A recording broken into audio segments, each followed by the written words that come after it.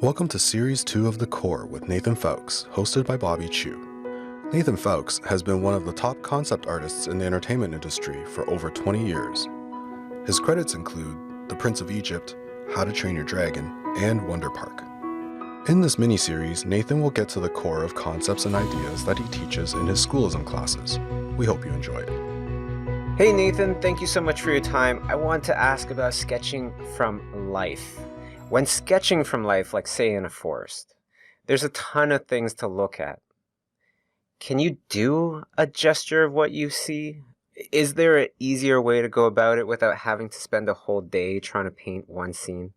Well, let me ask everyone out there who's ever gone into a life drawing class, for instance, a little bit of an aside from landscape painting, but related, a figurative life drawing class. Have you ever gone in there and sat down and had a 20-minute pose, an hour-long pose, and focused and started drawing the anatomy and everything, and then there's a break and you're right on top of your drawing trying to carefully copy how the muscles look, and then there's a break and you step away from your drawing and oh my gosh, you're embarrassed. Your drawing looks more like a sack of walnuts than it looks like a human figure. Well, I've taught life drawing for many years here in Los Angeles, and every student I have ever had has had a tendency to do exactly that in the learning curve. Me too, absolutely. Because we tend to focus on individual pieces and parts. Oh, there's a thing there, let me draw it. Here's a thing here, and let me draw that. And that's our natural tendency. And then we step away from it and we feel like, but I was drawing exactly what I saw. Why does it look so bad? I thought I was observing properly. The reason that happens is, even though we thought we were drawing what we see, we weren't.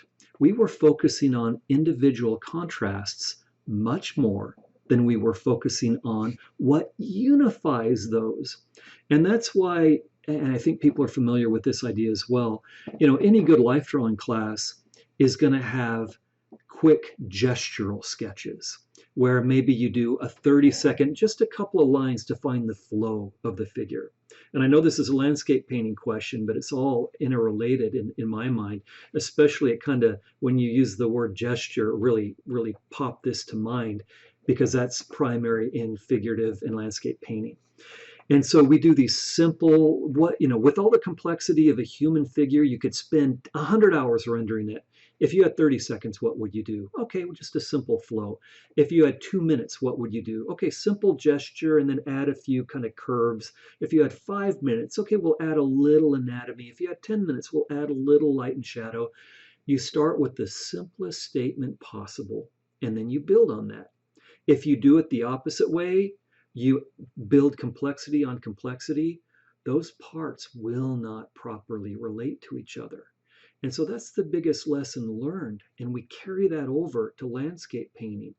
Landscape painting is filled, oh my gosh, it's after all these years, it's mind-numbing.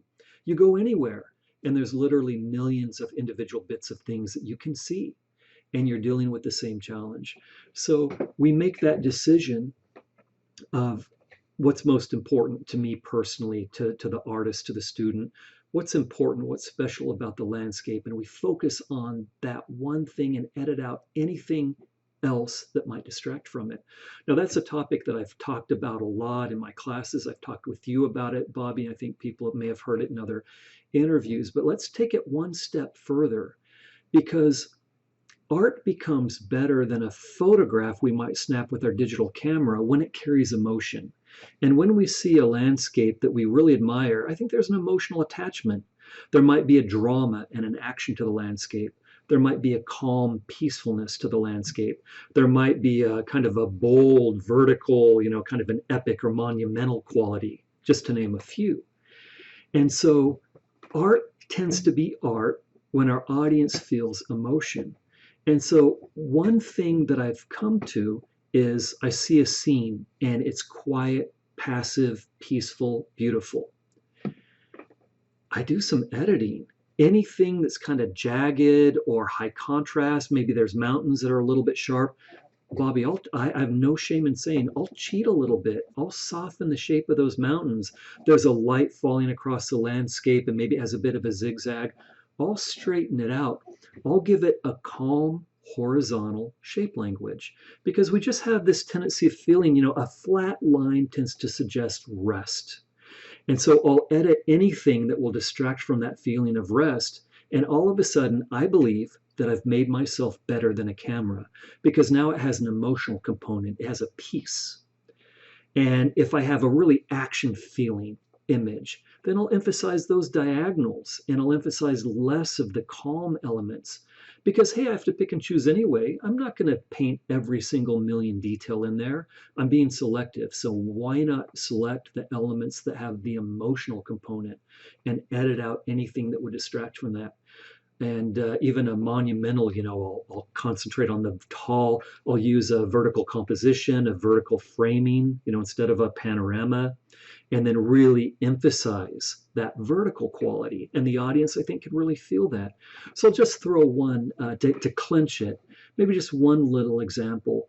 I had this trip to Montana and the mountains in Montana, and the jagged mountains, all the pine trees everywhere. But it's just this perfect moment of quiet peacefulness that you hope you can capture in an image. And so I'm painting these trees, and I caught myself doing something that I should not have been doing.